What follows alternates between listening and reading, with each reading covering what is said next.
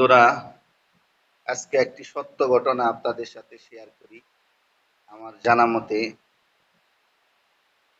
আমার খুব কাছের লোক, কথাটা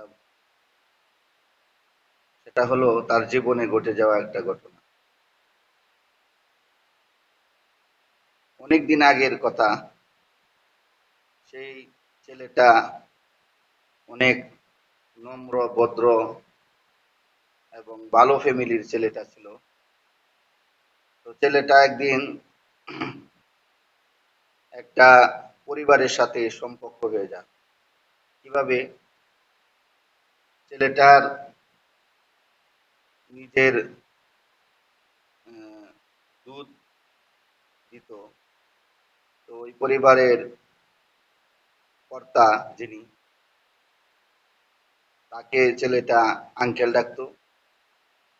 তো ছেলেটা একদিন আঙ্কেল বলল যে আমার দুধ দরকার প্রতিদিন, আমাকে দুধ রুজিনা করে দাও।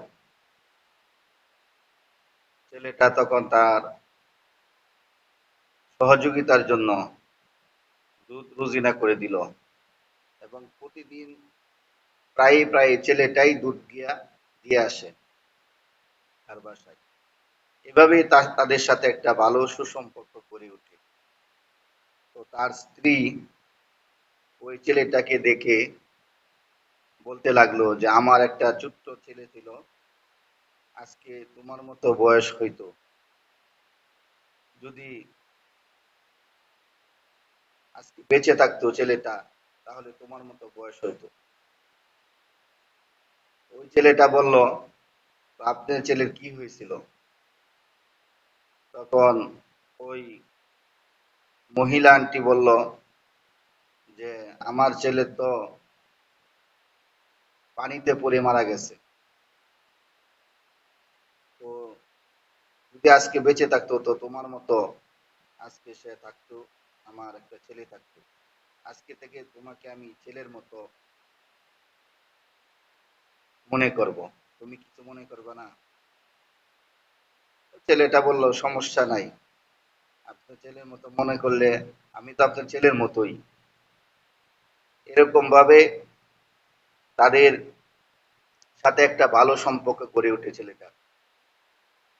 তো অনেক অনুষ্ঠানে, তাদের অনুষ্ঠানে ছেলেটাকে দাওয়াত করে, যেহেতু ছেলে হিসাবে মহিলা দেখছে, এবং ছেলেও তাদেরকে মা হিসাবে বরণ করে নিছে এবং আঙ্কেল হিসাবে তাদের যত ধরনের সমস্যা আছে যতটুক পারে ওই ছেলেটা সমাধান করে দেয়। এভাবে চলতে লাগলো।